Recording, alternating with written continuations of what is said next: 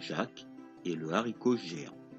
Un conte populaire anglais adapté par Agnès Catala, illustré par Marion Girard aux éditions Milan dans la collection Mes petits contes. Il était une fois une pauvre fermière et son fils, Jacques. Tous deux vivaient du lait de leur vache.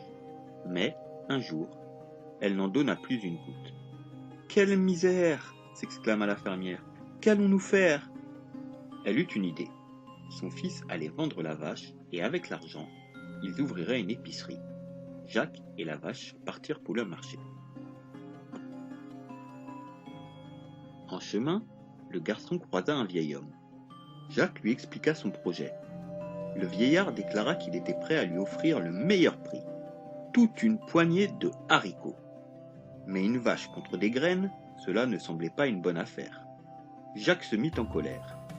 « Ces haricots sont magiques, » insista le vieillard. « Plante-les et tu verras. Et si je mens, ta vache, tu la reprends. » Rassuré, Jacques accepta. Le soir, la mère de Jacques fut très fâchée. Comment son fils avait-il pu être idiot au point de croire à cette histoire de haricots? Elle l'envoya au lit sans dîner et jeta les graines par la fenêtre.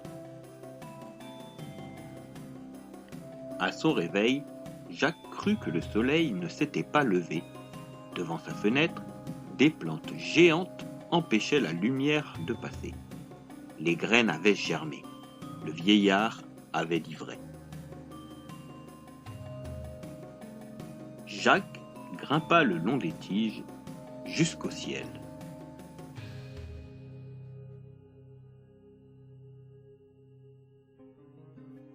Là-haut, il découvrit une route droite, et au bout, une maison immense, et devant, une géante. Affamé, Jacques lui demanda un petit déjeuner.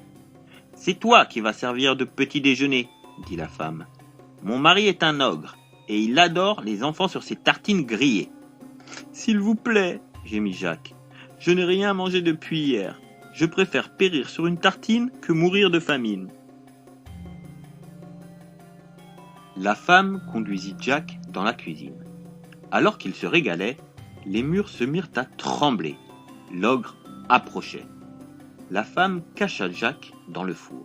« Tu, chantonna le géant d'un air méchant. « Qu'est-ce que je sens? Serait-ce un enfant ?»« Mon cher, dit la femme, c'est le garçon que vous avez mangé hier.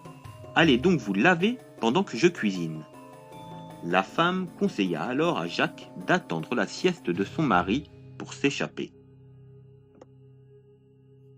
Dans le four, Jacques entendit l'ogre se goinfrer, compter ses pièces d'or et enfin ronfler comme un cochon. Quand Jacques sortit, des sacs d'or étaient étalés devant lui.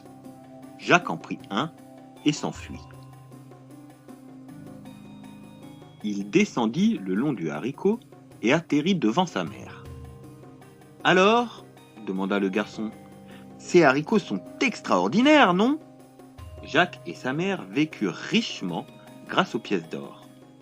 Puis un jour, le sac fut vide. Jacques devait tenter sa chance à nouveau.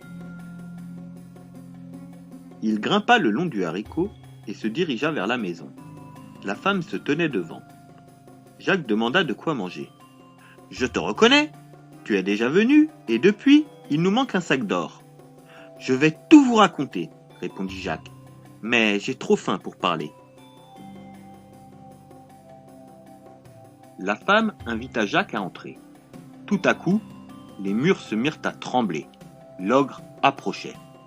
Jacques se cacha dans le four. Le géant avala un gigantesque repas. Puis, il fit venir sa poule aux œufs d'or. La poule pondit un gros œuf en or, et l'ogre s'endormit heureux. Jacques sortit du four et attrapa la poule. Les crottes de l'animal réveillèrent l'ogre. Mais Jacques réussit à s'échapper et descendit le haricot à toute vitesse. Quelle ne fut pas la joie de la fermière quand elle découvrit que son fils lui avait rapporté une poule aux œufs d'or.